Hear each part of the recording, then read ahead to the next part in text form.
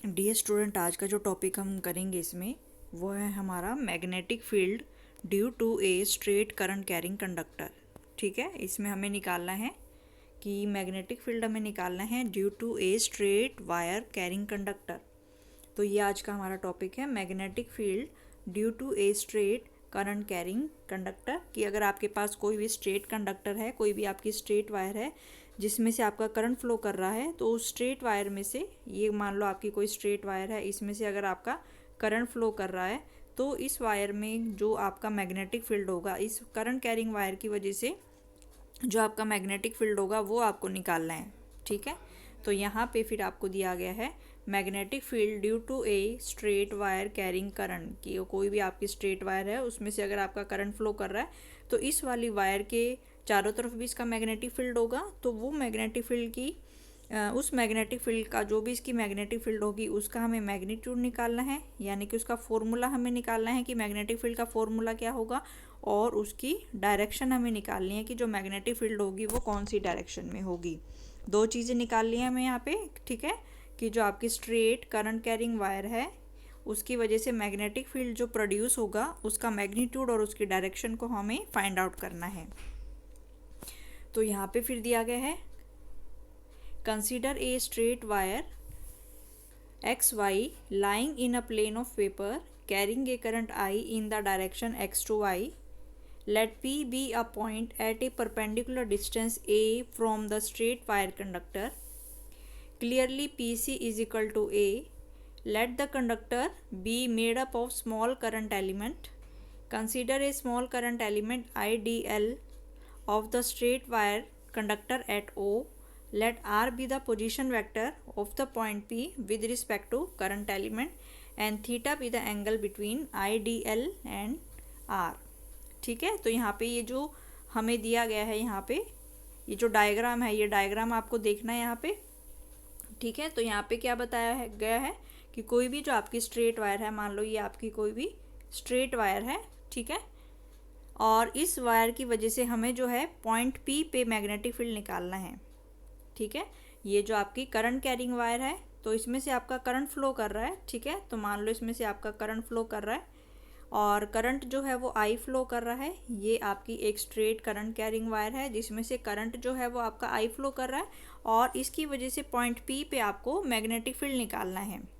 ठीक है, तो इसमें हम देख लेंगे कि इसके जो एंड है, यानी कि जो वायर का ऊपर वाला एंड है उसको हमने वाई लिख दिया, और जो नीचे वाला एंड है वायर का, नीचे वाले एंड को हमने एक्स लिख दिया।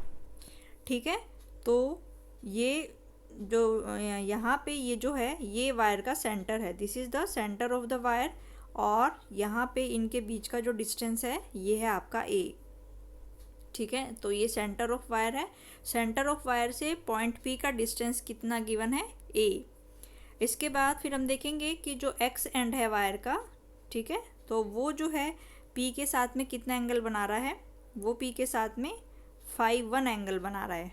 ठीक है, और जो वायर का दूसरा एंड है, जो आपका वाई एंड है, वो जो है पॉइंट पी के साथ में कितना एंगल बना रहा है, वो 5 एंगल बना रहा है। ठीक है, यहाँ तक समझ में आ गया। तो यहाँ तक अभी तक हमने क्या किया कि कोई भी जो है आपकी वो स्ट्रेट करंट कैरिंग वायर है, ये आपकी स्ट्रेट करंट कैरिंग वायर है। ठीक है, इसके ऊपर वाले एंड को हमने लिख लिया वाई और नीचे वाले एंड को हमने लिख लिया एक्स, और ये जो है ये वायर का सेंटर है जिसको हमने सी लिख लिया, और इसमें से जो है करंट आपका आई फ्लो कर रहा है। इस करंट कैरिंग वायर की वजह से हम जो है मैग्नेटिक फील्ड निकालना चाहते हैं। तो मान लो ये जो पॉइंट है पी, इस पॉइंट पी पे हम मैग्नेटिक फील्ड निकालना चाहते हैं, और ये जो पॉइंट पी है ये वायर के सेंटर से कितने डिस्टेंस पे है, ये वायर के सेंटर से ए डिस्टेंस पे है, यानी कि सी पी जो है वो ए है। ठीक है, फिर हमने देखा कि जो नीचे वाला वायर का जो नीचे वाला एंड है एक्स एंड, एक्स एंड जो है पॉइंट पी के साथ में कितना एंगल, ये वाला एंगल जो है ये कितना बना रहा है आपका 5 ठीक है, और ये जो वायर का ऊपर वाला एंड है वाई एंड, वो जो है पॉइंट पी के साथ में कितना एंगल बना रहा है, वो एंगल बन रहा है आपका 5 ठीक है, तो यहाँ तक आपको समझ में आ गया होगा कि एक वायर है आपकी एक्स वाई, जिसमें से एक वायर है आपकी एक्स वाई वायर है, इसमें से जो करंट है वो आपका आई फ्लो कर रहा है, और इस करंट कैरिंग वायर की वजह से हमें पॉइंट पी पे जो है वो मैग्नेटिक फील्ड निकालना है, ठीक है। तो सी जो है वो वायर का सेंटर है, और वायर का सेंटर जो है वो पॉइंट पी से कितने डिस्टेंस पे है, वो ए के डिस्टेंस पे है, ठीक है। और वायर का जो लोअर एंड है एक्स एंड, वो पॉइंट पी के साथ में फाइव 1 एंगल बना रहा है, और जो वायर का अपर एंड है यानी कि वाई एंड, वो पॉइंट पी के साथ में फाइव 2 एंगल बना रहा है। यहाँ तक समझ में आ गया होगा, ठीक है।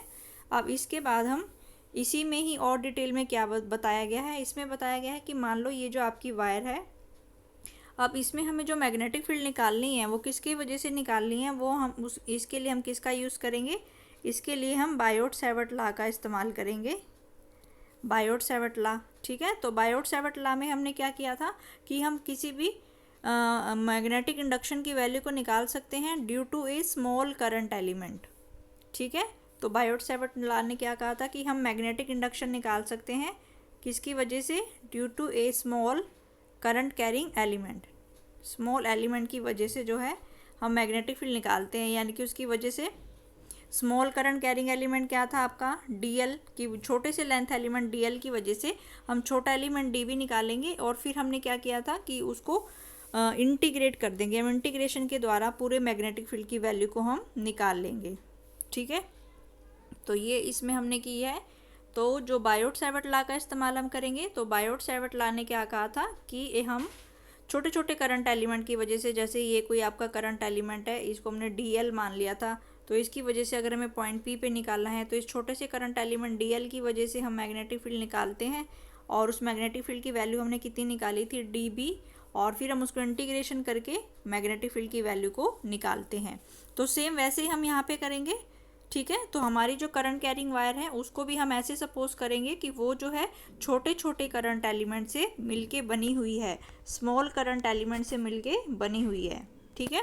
The wire is made up of small current element, तो ये जो पूरी वायर है इसको हम मान लेंगे कि ये छोटे छोटे एलिमेंट से मिलके बनी हुई है, ठीक है। तो यहाँ पे लिखा है, यहाँ पे फिर है लेट द कंडक्टर, हमने क्या सपोज किया है कि let the conductor be made up of small current element, कि छोटे छोटे करंट एलिमेंट से मिलके जो है हमारी बनी है ये स्ट्रेट करंट कैरिंग वायर, और इसकी वजह से हम स्मॉल करंट एलिमेंट की वजह से जो है मैग्नेटिक फील्ड निकालेंगे।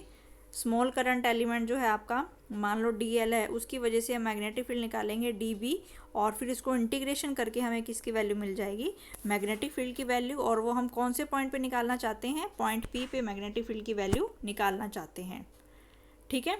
तो फिर यहाँ पे दिया गया है कोई भी point let R be the position vector of the point P with respect to the current element and theta be the angle between. तो यहाँ पे ये हमें गिवन है let R be the position vector of the point P with respect to current element and theta be the angle between I D L and R, and let C O is equal to L.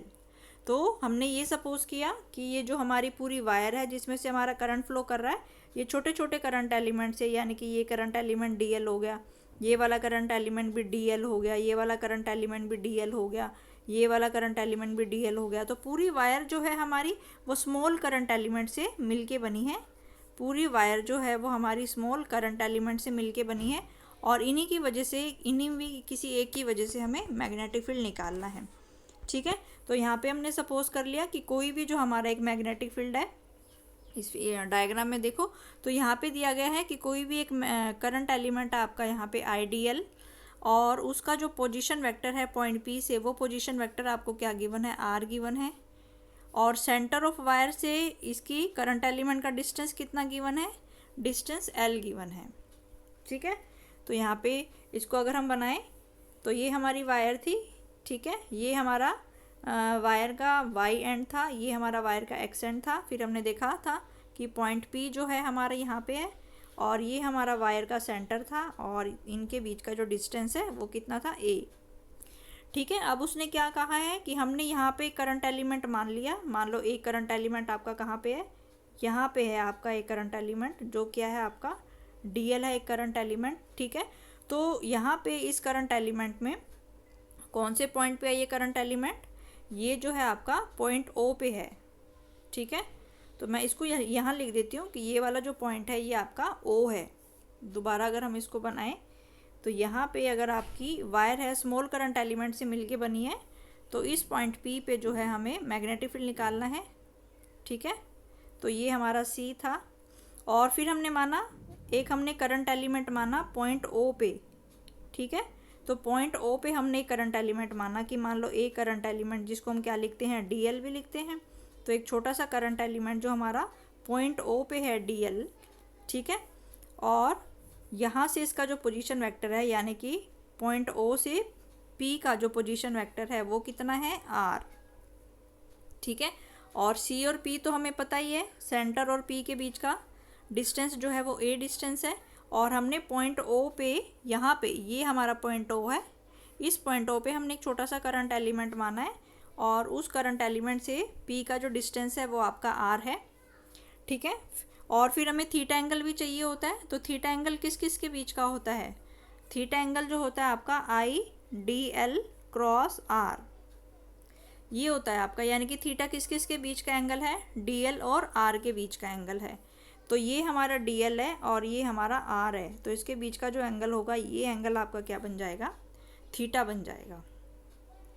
ठीक है, तो ये आपको समझ में आ गया होगा। तो यहाँ पे जो हमारी वायर थी, यहाँ पे जो हमारी वायर थी, ठीक है, ये हमारी सेंटर थी, सेंटर वाली जो है ये पी।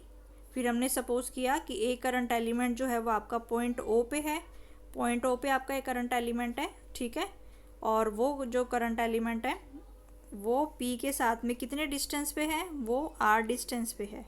और ये डिस्टेंस हमें पता है, ये डिस्टेंस कितना है, ए डिस्टेंस है। ठीक है, और फिर ये जो एंगल है, ये वाला जो एंगल है, ये क्या है आपका फाई, ये वाला एंगल आपका फाई बनेगा। और ये क्योंकि ये छोटा सा करंट एलिमेंट है आपका डीएल, तो डीएल और आर के बीच में जो एंगल बनता है वो आपका थीटा होता है।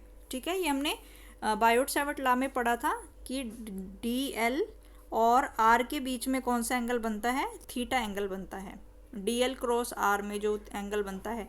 तो ये हमारा डीएल है, ये हमारा डीएल है, और ये हमारा आर है। तो इनके बीच में ये वाला जो एंगल बनेगा, ये कौन सा होगा, थीटा एंगल होगा। ठीक है, तो यहाँ पे हमने देखा कि ये हमारा सेंटर है, मान लो ये सेंटर हो गया, ये पॉइंट पी हो गया, ये हमारा कोई भी करंट एलिमेंट हो गया। तो करंट एलिमेंट का जो डिस्टेंस है ये हमारा आर डिस्टेंस है, और सी से पी का जो डिस्टेंस है वो हमारा ए डिस्टेंस है। और ये जो डीएल है और ये जो आर है, इसके बीच में जो एंगल बनेगा ये आपका थीटा एंगल होगा। और यहाँ पे ये जो करंट एलिमेंट पॉइंट पी पे जो एंगल बनाएगा, ये एंगल आपका फाई होगा। तो हमने यहाँ पे, ठीक है, अब आपको क्लियर हो गया होगा। तो ये वाला जो हमारा ये स्मॉल करंट एलिमेंट है डीएल, क्योंकि हमें बायोट-सैवर्ट लॉ का इस्तेमाल करना है, तो इसीलिए हमें ये हमने एज्यूम किया है कि जो पूरी आपकी वायर है वो आपकी स्मॉल करंट एलिमेंट से मिलके बनी हुई है। ठीक है, तो ये हमारा कंप्लीट फिगर है यहाँ पे। तो यहाँ पे हमारी एक वायर गिवन है। ठीक है, इस वाली वायर में देखो, यहाँ पे हमारी एक वायर गिवन है, उस वाली वायर के जो दो एंड हैं, फिर हमने देखा कि ये वाली जो वायर है, इस वाली वायर के ये जो दो एंड है पॉइंट पी के साथ में, ये सेंटर है आप। ठीक है, तो सेंटर का और पी का जो डिस्टेंस है ये आपका ए है। फिर हमने देखा कि ये जो ऊपर वाला एंड है, वाई वाला एंड, ये पॉइंट पी के साथ में ये जो एंगल बनाता है, इस एंगल को हमने क्या लिखा था कि ये पॉइंट पी के साथ में फाई 2 एंगल बनाएगा। और जो नीचे वाला एंड है एक्स एंड, ये पॉइंट पी के साथ में फाई 1 एंगल बनाएगा। फिर सेंटर से पॉइंट ओ पे हमने करंट एलिमेंट को सपोज किया, यहाँ से लेके इसका जो डिस्टेंस है एल है, तो ये जो ओ है पॉइंट पी से इसका जो डिस्टेंस होगा ये आर होगा।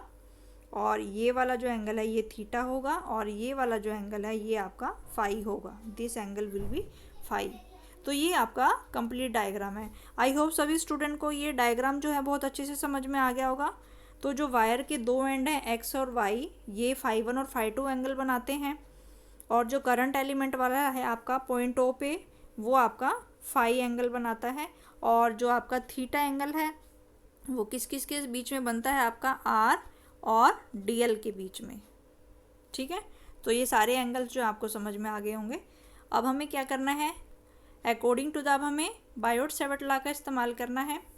तो according to the Biot Savart law, magnetic induction D B at the point P ठीक है। तो पॉइंट पी पे, इस पॉइंट पी पे जो है हमें इस जो ये जो डीएल है आपका स्मॉल करंट एलिमेंट, इसकी वजह से हमें पॉइंट पी पे, इसकी वजह से हमें पॉइंट पी पे क्या देखना है, मैग्नेटिक फील्ड देखना है।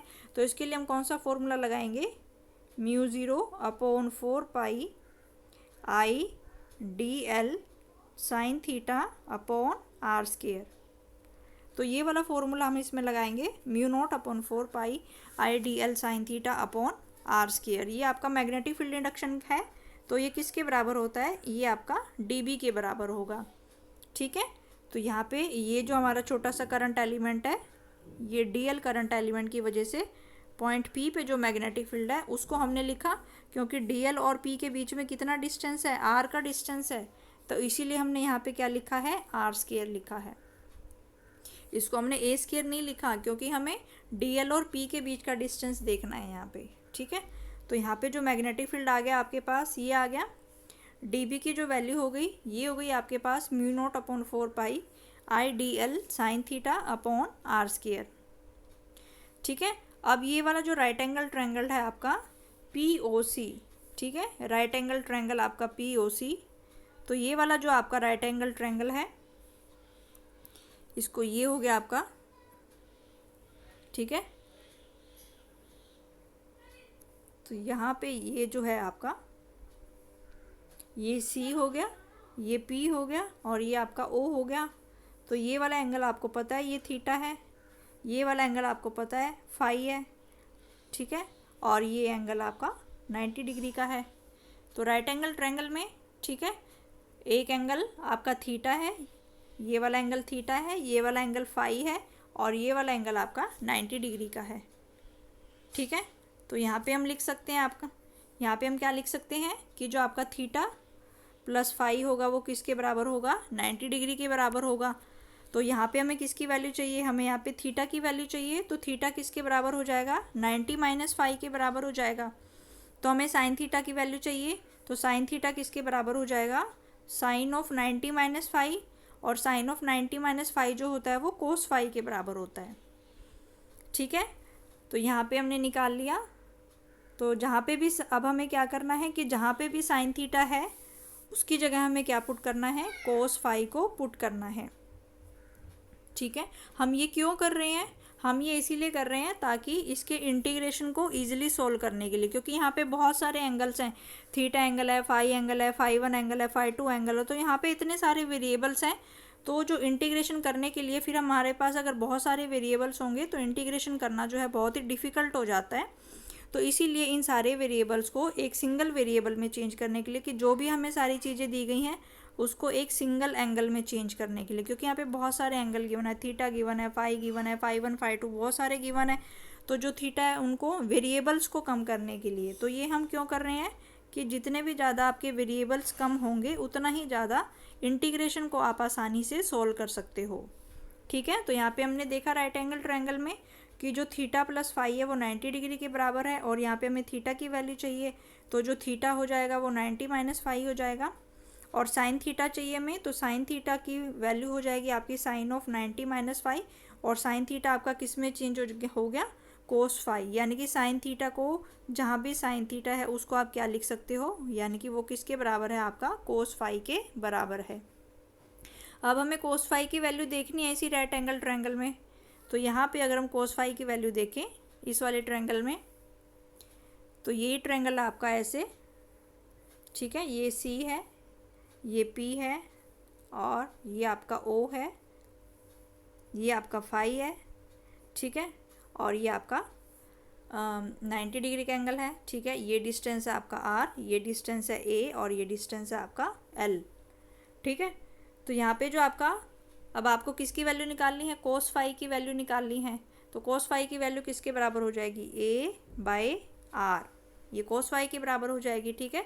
तो जो आपका कोस फाई है वो किसके बराबर हो जाएगा, A by R, base upon hypotenuse. तो ये आपका बेस हो गया और ये आपका हाइपोटेन्यूज हो गया। तो कोस फाई जो होगा वो आपका ए बाय आर के बराबर होगा। ठीक है। तो यहाँ पे हमने लिख लिया कि जो हमारे पास साइन थीटा आया, साइन थीटा की जगह हमें क्या लिखना है, कोस फाई लिखना है। अब कोस फाई की वैल्यू हमने निकाल ली कि कोस फाई जो है वो ए बाई आर के बराबर है। तो हमें यहाँ पे क्या चाहिए, हमें यहाँ पे आर की वैल्यू चाहिए, ठीक है। तो आर की वैल्यू चाहिए हमें यहाँ पे, तो आर किसके बराबर हो जाएगा, R is equal to A upon cos phi, ठीक है। इसको हमने रीअरेंज कर लिया, तो यहाँ से हमने आर की वैल्यू निकाल ली, तो आर की वैल्यू आ गई आपकी ए अपॉन कोस फाई। अब हमें क्या चाहिए, अब हमें यहाँ पे डी एल चाहिए, क्योंकि यहाँ पे आपके इस वाले फॉर्मूले में, ठीक है, इस वाले फॉर्मूले में जो आपका था म्यू 0/4 पाई, ये था आपके पास I D L sine theta upon R square, ठीक है। तो डी एल एक वेरिएबल तो ये हो गया डी एल, एक वेरिएबल ये हो गया थीटा, एक वेरिएबल ये हो गया आपका आर स्क्वायर। तो यानी कि इसमें इतने सारे वेरिएबल्स हैं, तो इसका जो इंटीग्रेशन करना है वो बहुत ही ज़्यादा डिफ़िकल्ट हो जाएगा। तो इसीलिए हम सारी टर्म्स को किस में चेंज कर रहे हैं, हम सारी टर्म्स को फाई की टर्म्स में चेंज कर रहे हैं, कि पूरे पैरामीटर्स को, यानी कि डी एल को भी हम किस में चेंज कर देंगे, डी एल को भी हम फाई की टर्म्स में चेंज कर देंगे, साइन थीटा को भी जो है हम फाई की टर्म्स में चेंज कर देंगे, और जो आर स्क्वायर है उसको भी हम फाई की टर्म्स में चेंज कर देंगे। तो हम फाई की टर्म्स में इसीलिए चेंज कर रहे हैं ताकि जितने कम वेरिएबल्स होंगे उतने ही आसानी से हम इंटीग्रेशन को सोल्व कर सकते हैं, इंटीग्रेशन को आसानी से सोल्व करने के लिए, ठीक है। तो जहाँ पे हमारा साइन थीटा था उसको हमने कोस फाई लिख दिया, ठीक है। साइन थीटा को हटाने के लिए, वेरिएबल को कम करने के लिए उसको हमने किस में चेंज कर दिया, कोस फाई में, ठीक है। अब हमें आर चाहिए था, तो हमने कोस फाई निकाल लिया। कोस फाई जो होता है वो ए बाई आर के बराबर होता है, तो जो आर की वैल्यू हमने निकाल ली वो किसके बराबर हो गई, ए अपॉन कोस फाई। और हम अगर इसका हमें आर स्क्वायर चाहिए यहाँ पे, तो आर स्क्वायर किसके बराबर हो जाएगा, A square upon cos square phi के बराबर हो जाएगा। अब बचा क्या हमारे पास, यानी कि हमने साइन थीटा को भी जो है वेरिएबल में चेंज कर, फाई की टर्म्स में चेंज कर लिया, ठीक है। जो आपका साइन थीटा था उसको भी आपने फाई की टर्म्स में चेंज कर लिया। साइन थीटा को आपने क्या लिख लिया, साइन थीटा को आपने लिख लिया कोस फाई, ठीक है। ऐसे ही जो आपका आर स्क्वायर है, नीचे क्या है आपका आर स्क्वायर, तो आर स्क्वायर को आपने किस में चेंज कर लिया, इसको आपने चेंज कर लिया A square upon cos square phi, तो ये भी आपका फाई की टर्म्स में चेंज हो गया, ठीक है। तो यानी कि यहाँ पे जो आपके दो वेरिएबल्स थे वो तो आपने कम कर लिए, ठीक है, लेकिन अभी भी एक और वेरिएबल बचा हुआ है, वो वेरिएबल कौन सा है आपका, डी एल। तो डी एल वेरिएबल को भी फिर आप किस में चेंज करोगे, फाई की टर्म्स में चेंज करोगे, ठीक है। तो अब हम देखते हैं कि डी एल वेरिएबल को कैसे चेंज किया है फाई की टर्म्स में। तो सेम वही, जैसे हमने राइट एंगल ट्रायंगल में से कोस फाई की वैल्यू निकाली थी, वैसे ही यहाँ से आप टेन फाई की वैल्यू निकाल लोगे। तो ये था हमारे पास ऐसे, ठीक है, ये हमारा सी था, ये पी है, ये ओ है, ये एल है, ये आर है, ये हमारा ए है, ठीक है। ये 90 डिग्री का एंगल है, ये आपका थीटा एंगल है, और ये आपका फाई एंगल है, ठीक है। तो अब हमें टेन फाई की वैल्यू निकालनी है, तो टेन फाई किसके बराबर हो जाएगा, टेन फाई हो जाएगा आपका एल अपॉन ए, ठीक है।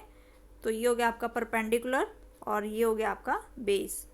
तो जो टेन फाई की वैल्यू हो जाएगी कि जो आपका टेन फाई है, tan phi is equal to L upon A, ठीक है। तो यहाँ से ऐसे ही हम फिर एल की वैल्यू निकाल ली हमने यहाँ से, ठीक है। तो यहाँ पे आ गया आपके पास फिर tan phi is equal to L upon A, और हमें एल की वैल्यू चाहिए, तो एल किसके बराबर हो गया, L is equal to A tan phi, ठीक है। लेकिन अगर हम इस फॉर्मूले में ध्यान से देखें, इस फॉर्मूले में हमें क्या चाहिए, डी एल चाहिए। तो इस वाले फॉर्मूले में हमें डी एल चाहिए, तो हमारे पास क्या था, L is equal to A tan phi, ठीक है। अब हमें डी एल चाहिए, तो डी एल का मतलब हमें इसका क्या करना पड़ेगा, डिफ्रेंशिएशन लेना पड़ेगा, ठीक है।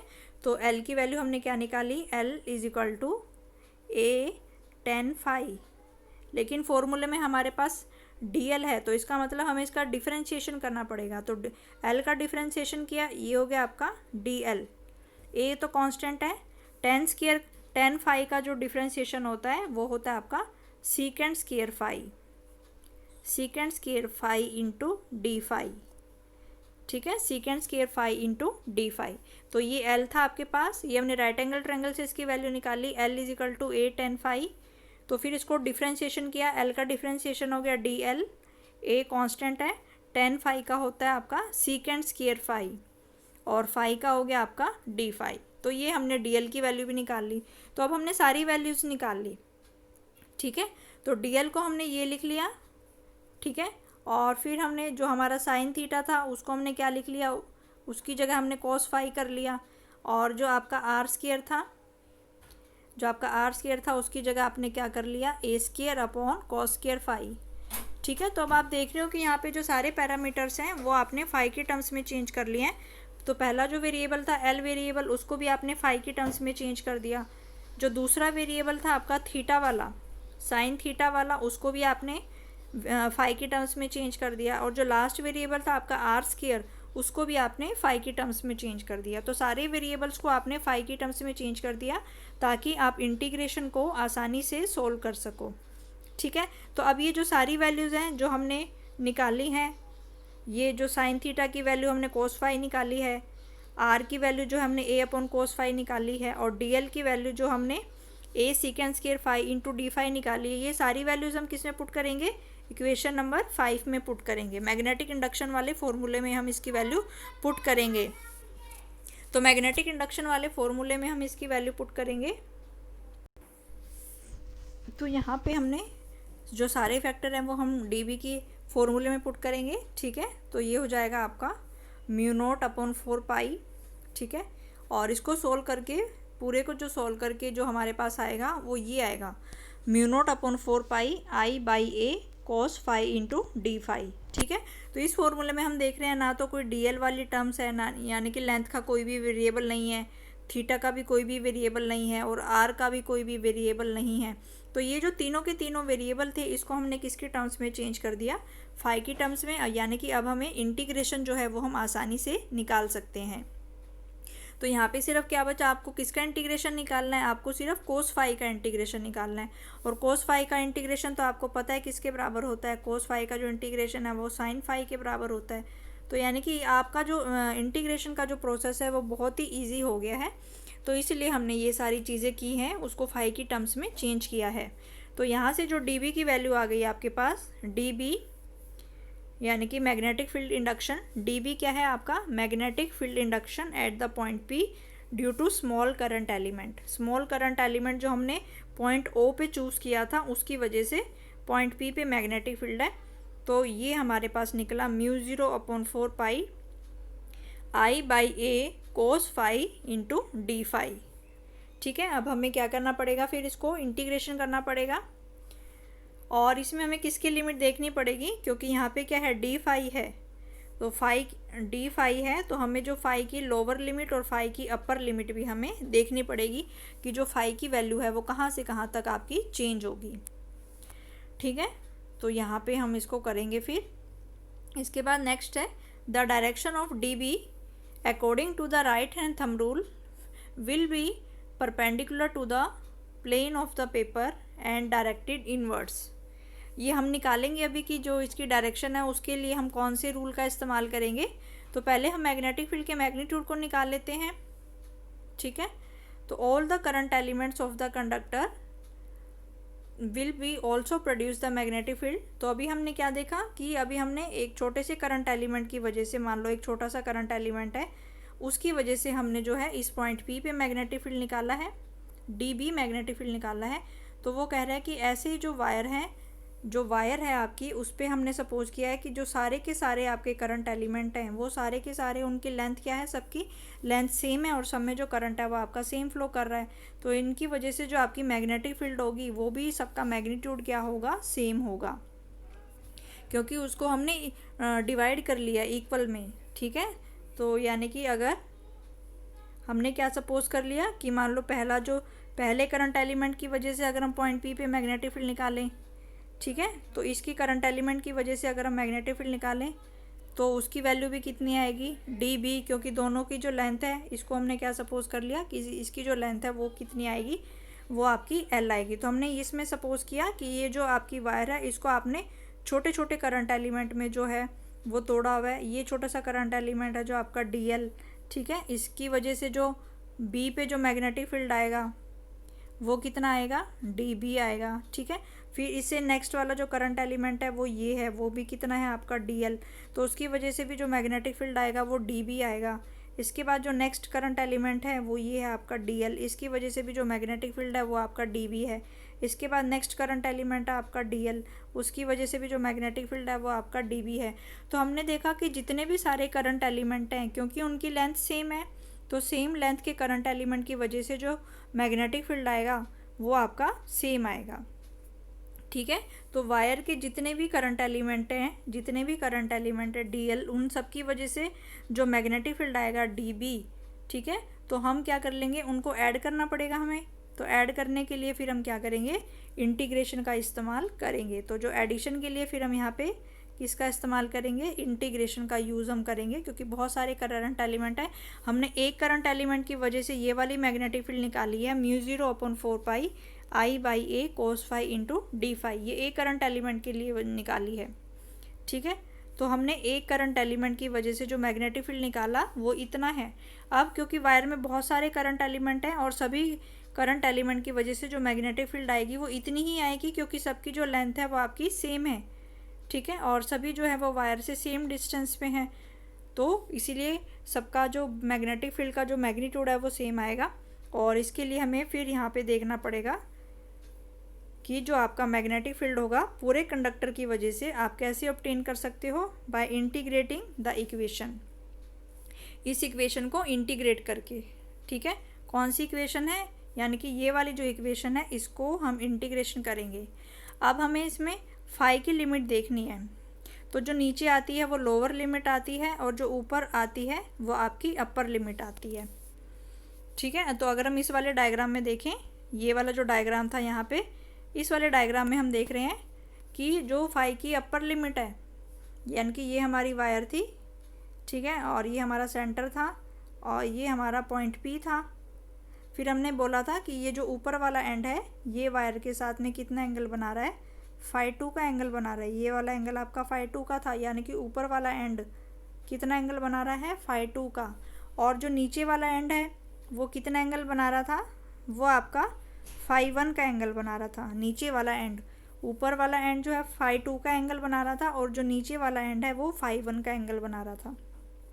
लेकिन अगर इस फिगर में हम ध्यान से देखें, ठीक है, ये जो है ये वायर का सेंटर है, यानी कि इसके ऊपर वाला जो φ2 होगा, इसके ऊपर वाले जो एंगल होंगे वो पॉजिटिव होंगे और जो नीचे वाले एंगल होंगे वो नेगेटिव होंगे। तो जो हम इंटीग्रेशन में कर रहे हैं, इंटीग्रेशन जो हमें D phi करना है, तो इसकी जो लोअर लिमिट होगी उसमें हम क्या लिखेंगे, -φ1, और अपर लिमिट में हम लिखेंगे φ2, क्योंकि ये सेंटर ऑफ वायर से जो ऊपर वाले एंगल्स हैं उनको हम पॉजिटिव मानेंगे और जो नीचे वाले एंगल हैं उसको हम नेगेटिव मानेंगे। ठीक है, तो ये समझ में आ गया होगा आपको। तो यहाँ पे जो वायर की जो लिमिट है, जैसे अभी मैंने देखा, आप बताया आपको कि ये जो φ2 वाला है ये आपका पॉजिटिव होगा और इससे जो ये नीचे वाले एंगल हैं ये आपके नेगेटिव होंगे, तो ये जो φ1 है ये आपका नेगेटिव होगा। ठीक है, तो अपर वाला एंड जो है ये φ2 एंगल बना रहा है, यानी कि फाई की जो अपर लिमिट है वो है आपकी φ2, इसकी जो अपर लिमिट है वो है आपकी φ2 और फाई की जो लोअर लिमिट है वो है आपकी -φ1। ठीक है, तो जो अपर लिमिट है वो φ2 है और जो लोअर लिमिट है वो φ1 है, लेकिन वो -φ1 होगी क्योंकि वो O से नीचे की तरफ है, जो आपकी सेंटर ऑफ वायर है उससे नीचे की तरफ है। वो φ2 वाला जो एंगल है वो सेंटर ऑफ वायर से ऊपर की तरफ है, इसलिए ये पॉजिटिव है, और जो φ1 वाला एंगल है वो सेंटर ऑफ वायर से नीचे की तरफ है, इसीलिए ये आपका नेगेटिव होगा। ठीक है, तो यहाँ पे हमें लिमिट पता चल गई, हमें लिमिट कहाँ से कहाँ तक लेनी है। तो जो लिमिट होगी, नीचे वाली लिमिट आएगी आपकी -φ1 और ऊपर वाली लिमिट आएगी आपकी φ2। ठीक है, तो ये वाली वैल्यू पुट कर दो फिर, μ0/4 I/A -φ1 से φ2 cos phi into D phi। ठीक है, तो यहाँ पे आ गया आपके पास कि यहाँ पे क्या बचा, आपको क्या करना है, यहाँ पे cos phi का इंटीग्रेशन करना है, cos phi into D phi, और यहाँ पे जो लोअर लिमिट आ गई वो आ गई आपकी -φ1 और अपर लिमिट आ गई आपके पास φ2। तो cos phi का इंटीग्रेशन क्या होता है आपके पास, sin phi होता है। cos phi का जो इंटीग्रेशन आएगा वो sin phi आएगा। फिर इसमें ऊपर वाला एंगल कितना है, φ2, और नीचे वाला एंगल है आपके पास -φ1। तो जब भी हम sin phi में पहले ऊपर वाली लिमिट पुट करेंगे, ठीक है। तो साइन फाई में जब हम ऊपर वाली लिमिट पुट करेंगे तो ये हो जाएगा साइन फाई 2, फिर माइनस करके फिर हम नीचे वाली लिमिट पुट करते हैं, फिर माइनस ऑफ साइन ऑफ -φ1 है ये, तो साइन ऑफ -φ1। तो ये माइनस और माइनस क्या हो जाएगा, प्लस हो जाएगा, क्योंकि साइन ऑफ माइनस फाई जो होता है वो माइनस साइन फाई के बराबर होता है। साइन ऑफ माइनस फाई जो होता है वो माइनस साइन फाई के बराबर होता है। तो यहाँ से इसको सॉल्व करके आएगा माइनस साइन फाई, ठीक है। तो माइनस और माइनस क्या हो जाएगा, प्लस हो जाएगा, ठीक है। तो यहाँ पे बचेगा आपके पास इंटीग्रेशन जो हमने इसको सोल्व किया, ये sine phi 2 plus sine phi 1, क्योंकि ऊपर वाली लिमिट हमने पुट की, ठीक है। तो ऊपर वाली जब हमने लिमिट पुट की तो ये बन गया हमारे पास साइन फाई 2, माइनस करके फिर हम नीचे वाली लिमिट पुट करते हैं, तो नीचे वाली लिमिट थी हमारे पास माइनस ऑफ ये, और साइन ऑफ माइनस थीटा जो होता है वो माइनस साइन थीटा के बराबर होता है। तो यहाँ पे ये आ जाता आपका माइनस ऑफ साइन फाई 1, और एक माइनस पहले से ही है तो ये माइनस और माइनस क्या हो जाएगा आपका, प्लस हो जाएगा, ठीक है। तो आपके पास बचेगा यहाँ पे इंटीग्रेशन कोस फाई का सोल्व करके sine phi 2 plus sine phi 1, ठीक है। और हमारे पास बाहर कौन सी टर्म थी, μ0I/4πa। तो ये हमारे पास बन गया, हमारे पास मैग्नेटिक फील्ड निकाल ली हमने कि जो भी आपकी स्ट्रेट करंट कैरिंग कंडक्टर है, ये जो आपकी स्ट्रेट करंट कैरिंग कंडक्टर है जिसमें से करंट जो है आई आपका फ्लो कर रहा है, उसकी वजह से पॉइंट पी पे जो मैग्नेटिक फील्ड है वो कितना होगा, और पॉइंट पी जो है वो पॉइंट पी जो है वो सेंटर ऑफ वायर से ए डिस्टेंस पे है। तो इसकी वजह से जो मैग्नेटिक फील्ड होगा वो कितने के बराबर होगा, ये हमने निकाला है μ0I/4πa sine phi 1 plus sine phi 2।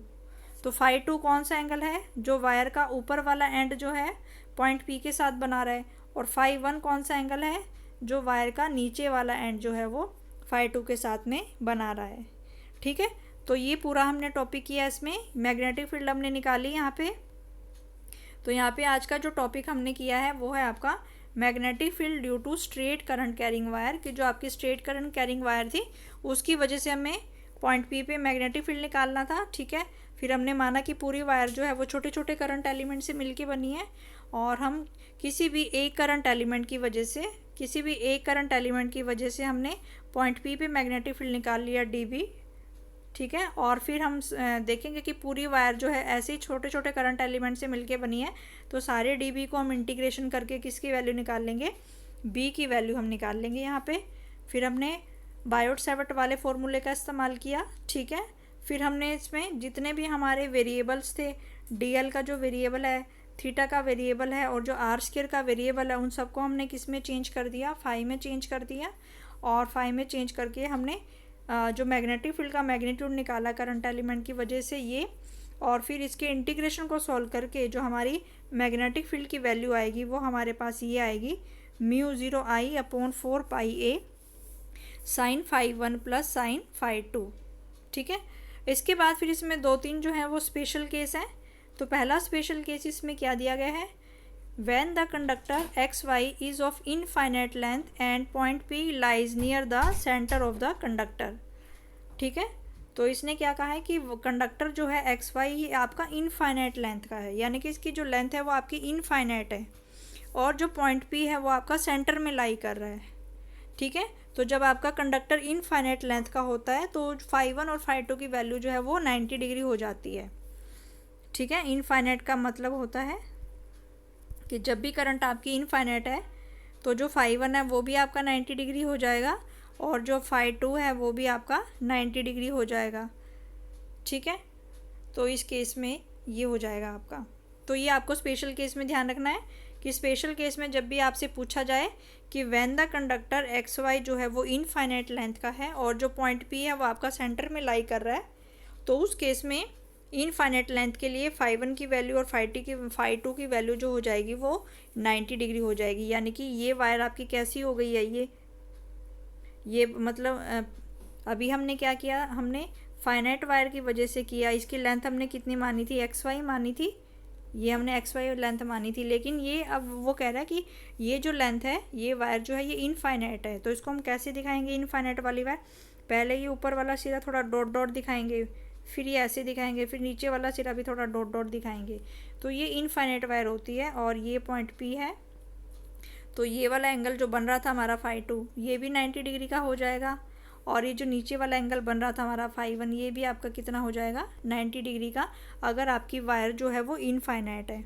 तो फाई 1 फाई 2 की वैल्यू जो है वो 90 डिग्री हो जाएगी इनफाइनाइट वायर के केस में।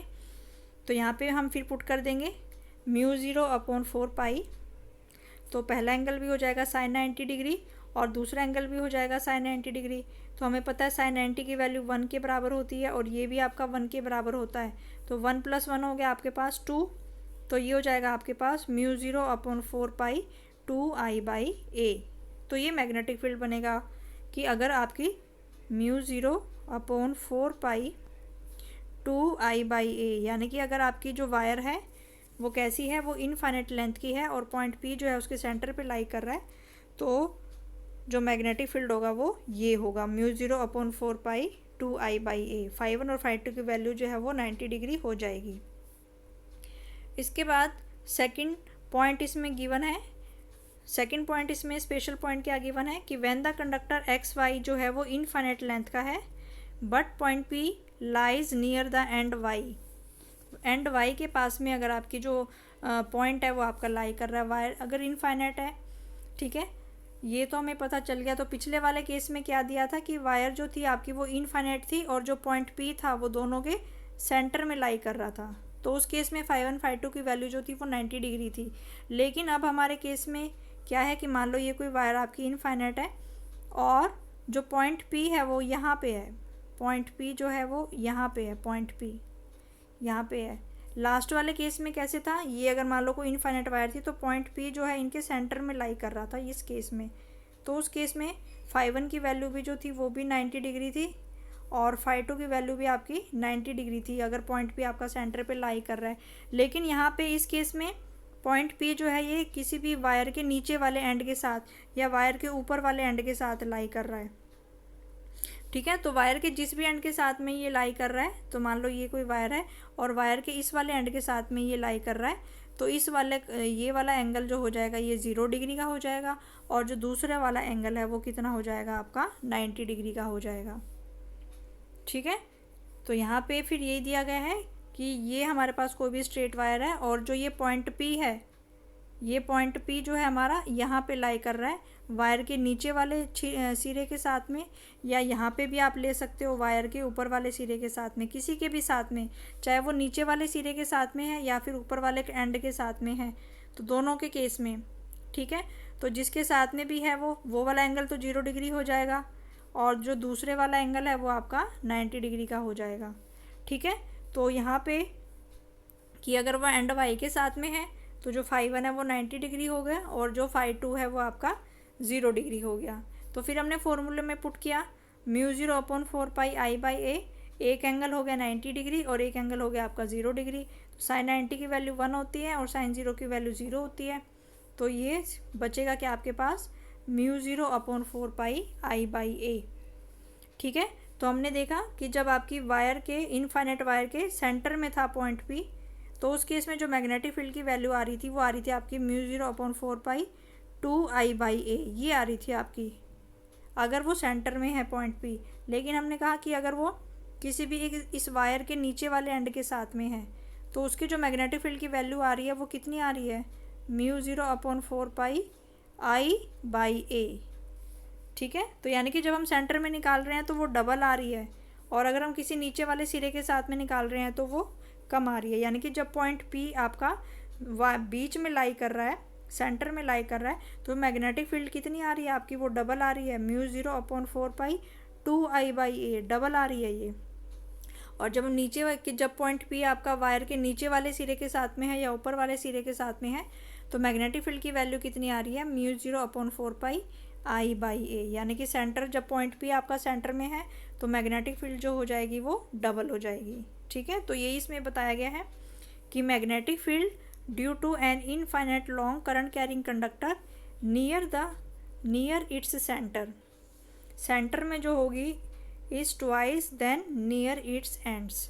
तो यानी कि जब पॉइंट पी आपका वायर के सेंटर में है तो मैग्नेटिक फील्ड आपकी डबल होगी in comparison to the point P at its end. यानी कि जब आपका पॉइंट पी जो है वो सेंटर में लाई करता है तो मैग्नेटिक फील्ड आपकी डबल आएगी इन कंपैरिजन, और जब पॉइंट पी जो आपका ऐसे लाई कर रहा है, इस एंड के साथ में लाई कर रहा है, तो इसमें इस वाले फैक्टर में जो मैग्नेटिक फील्ड है वो आपकी डबल आएगी, सेंटर में जो मैग्नेटिक फील्ड है वो आपकी डबल आएगी। ठीक है, तो ये इसमें गिवन था। इसके बाद नेक्स्ट इसमें गिवन है फिर if the length of the conductor is finite, कि अगर आपका कंडक्टर जो है वो फाइनाइट लेंथ का है। अभी तक हम क्या मान रहे हैं, हमने पहले वाला जो केस किया है उसमें हमने केस किया है कि कंडक्टर जो है वो आपका इनफाइनाइट लेंथ का है, इनफाइनाइट लेंथ का है और पॉइंट पी अगर आपका सेंटर पे है। सेकंड केस में हमने किया कि ये भी जो है ये आपका इनफाइनाइट लेंथ का है और जो पॉइंट पी है वो किसी भी एक एंड के साथ में लाई करता है। लेकिन नेक्स्ट इसमें जो स्पेशल केस गिवन है वो स्पेशल केस गिवन है कि जो कंडक्टर है वो आपका फाइनाइट है, उसकी जो लेंथ है वो इनफाइनाइट नहीं है, and the point P lies on the right bisector of the conductor. ठीक है, तो इसमें क्या हो जाएगा, तो ये जो कंडक्टर है ये जो वायर है ये आपकी फाइनाइट लेंथ की है। ठीक है, तो मान लो इसकी लेंथ कितनी हो गई, लेंथ कितनी गिवन है इसकी एल, वायर की लेंथ कितनी गिवन है एल। तो अगर मान लो ये वायर का सेंटर है तो इसके जो ऊपर वाली लेंथ हो जाएगी ये भी कितनी हो जाएगी L/2, और सेंटर से जो नीचे वाली लेंथ है वो भी कितनी हो जाएगी L/2। ठीक है, तो ये फिर आपका पॉइंट P हो जाएगा। तो पॉइंट P का जो ये है ये कितना डिस्टेंस आपको गिवन है, ये R डिस्टेंस आपको गिवन है। ठीक है, तो इस तरीके से ये आप निकाल सकते हो। तो यहाँ से ये हो जाएगा आपका और ये वाला हो जाएगा आपका। ठीक है, तो फाई एंगल कौन सा हो जाएगा, ये एंगल जो है ये आपका फाई हो जाएगा। ठीक है, तो डियर स्टूडेंट इसमें यहाँ पे फिर दिया गया कि कंडक्टर एल जो है ये आपका फाइनाइट लेंथ का है और इसकी लेंथ जो है वो एल गिवन है। ठीक है, तो इसको हम कैसे निकालेंगे कि मान लो ये आपकी कोई वायर है, ये इसका सेंटर हो गया सी, तो जो ऊपर वाली लेंथ होगी ये भी आपकी L/2 होगी और जो नीचे वाली लेंथ है ये भी आपकी L/2 होगी। ठीक है, ये पॉइंट P है, तो यानी कि ये जो ऊपर वाला एंड है ये भी कितना एंगल बनाएगा, ये भी फाई एंगल बनाएगा, और जो नीचे वाला एंड है ये भी कितना एंगल बनाएगा, ये भी आपका फाई एंगल बनाएगा, क्योंकि पॉइंट P कहाँ पे लाई कर रहा है, right bisector of the conductor, दोनों के हाफ में मिडल में ये लाई कर रहा है। तो ऊपर वाले एंड की लेंथ है L2 और वो आपका फाई एंगल बना रहा है, नीचे वाले की भी लेंथ है L/2, वो भी कितना एंगल बना रहा है, फाई एंगल बना रहा है। ठीक है, क्योंकि अब हमें फॉर्मूले में हमें किसकी वैल्यू चाहिए, साइन फाई 1 और साइन फाई 2 की वैल्यू चाहिए। ठीक है, तो हम यहाँ से साइन फाई की वैल्यू निकाल लेंगे, तो साइन फाई की वैल्यू किसके बराबर होगी, तो जो साइन फाई की वैल्यू है वो इसके ये होगा आपका परपेंडिकुलर और ये होगा आपका हाइपोटेन्यूज। तो ये जो इसका ये डिस्टेंस हमें पता है, ये डिस्टेंस हमारा ए होता है, तो जो साइन फाई होगा ये किसके बराबर होगा, L/2 अपॉन ये वाला डिस्टेंस, और ये वाला डिस्टेंस हमें पता है किसके बराबर होगा, this is equal to A² plus L/2 का स्क्वायर। ठीक है, तो यहाँ पे ये वाली जो लेंथ है ये L/2 है, ये वाला जो डिस्टेंस है ये वाला डिस्टेंस A है, तो पाइथागोरस थ्योरम से ये वाला डिस्टेंस कितना हो जाएगा, ये डिस्टेंस हो जाएगा आपका पाइथागोरस थ्योरम से √ऑफ A² प्लस L/2 का स्क्वायर। ठीक है, तो ये लेंथ हमें पता है L/2, ये लेंथ है आपकी A, तो पाइथागोरस थ्योरम से जो थर्ड लेंथ है ये हो जाएगी आपकी √of A² plus L/2 square. तो ऐसे ही तो नीचे वाले की भी सेम आएगी, ये भी आपकी पाइथागोरस थ्योरम से क्या आएगी, A² प्लस L/2 स्क्वायर। ठीक है, तो ये पाइथागोरस थ्योरम से आएगी। तो यानी कि यहाँ से हमने निकाली कि जो साइन फाई की वैल्यू है दोनों के केस में, साइन फाई की वैल्यू क्या आ रही थी हमारे पास, L/2 upon √of A² plus L/2 square. तो इसको सॉल्व करके ये आ गया। अब क्योंकि फाई 1 और फाई 2 हमारे सेम है तो इसकी वैल्यू हमें ये पुट करनी पड़ेगी दोनों के केस में। तो साइन फाई के लिए भी ये वाली वैल्यू हम पुट करेंगे और साइन फाई 2 के लिए भी ये वाली वैल्यू पुट करेंगे, तो दोनों के केस में जो वैल्यू पुट करेंगे वो हमारी ये आएगी। ठीक है, तो ये हमारी मैग्नेटिक फील्ड आएगी अगर हमारा कंडक्टर जो है वो फाइनाइट लेंथ का है और जो पॉइंट P है वो हमारा राइट बाइसेक्टर ऑफ कंडक्टर पे लाई कर रहा है। लास्ट पॉइंट इसमें हमारा गिवन है when the point P lies on the conductor, जब पॉइंट P जो आपका कंडक्टर पे ही लाई कर रहा है। तो यानी कि अभी तक तो हमने देखा कि ये वाला पॉइंट हमारा कितने डिस्टेंस पे था, सेंटर ऑफ वायर से जो है ये हमारा A डिस्टेंस पे था, ठीक है। अगर यही वाला पॉइंट पी, इसका मतलब ये वाला पॉइंट पी अब आप कहाँ पे ले आए हो, इसको आप वायर के ऊपर ही ले आए हो। ठीक है, पॉइंट पी को आप कहाँ पे लेके आ गए हो, वायर के ऊपर ही लेके आ गए हो। तो ये जो वायर है इसके ऊपर ही अगर आपका पॉइंट पी है, ठीक है, तो जो थीटा एंगल है यानी कि जो आपका डी एल क्रॉस आर था, जो साइन थीटा आपका किस किस के बीच में था, I D L sine theta upon R square, ये था आपका मैग्नेटिक फील्ड। ठीक है, तो अगर आपका पॉइंट पी जो है मैग्नेटिक फील्ड पे ही है, तो ये जो थीटा एंगल है ये किस किस के बीच में होता है, ये होता है आपका यानी कि इस पॉइंट पी के बीच में और ये आर और डी एल के बीच में। ये था आपका डी एल और ये था आपका आर, तो आर और डी एल के बीच का जो एंगल होता है वो था। ठीक है, तो इस केस में जब आपकी वायर है और पॉइंट पी जो है वायर के ऊपर ही है, तो उस केस में जो थीटा की वैल्यू हो जाएगी वो 0 डिग्री हो जाएगी। ठीक है, क्योंकि आप देख रहे हो क्योंकि जो डी एल है वो भी इसी डायरेक्शन में है और जो आपका आर वेक्टर है वो भी इसी डायरेक्शन में है, तो दोनों की जो डायरेक्शन है वो सेम है। ठीक है, अगर आपका पॉइंट पी जो है इसी पॉइंट पे लाई कर रहा है, तो जो करंट एलिमेंट है डी एल वो भी इसी डायरेक्शन में है और जो आपका आर है, आर भी जो है वो इसी डायरेक्शन में है, तो दोनों के बीच का जो एंगल है वो 0 डिग्री हो जाए, तो साइन 0 क्या हो जाएगा, 0 हो जाएगा। यानी कि इस केस में जो मैग्नेटिक फील्ड होगी वो आपकी 0 होगी, यानी कि डी बी की जो वैल्यू है वो आपकी 0 होगी। ठीक है, तो ये लास्ट पॉइंट था आपका कि अगर कंडक्टर जो है आपका पॉइंट पी जो है कंडक्टर पे लाई कर रहा है तो थीटा की वैल्यू 0 होगी। इसका मतलब जो मैग्नेटिक फील्ड इंडक्शन होगा किसी भी ऐसे पॉइंट के लिए जो कि आपका कंडक्टर के ऊपर लाई कर रहा है तो वो आपका 0 होगा।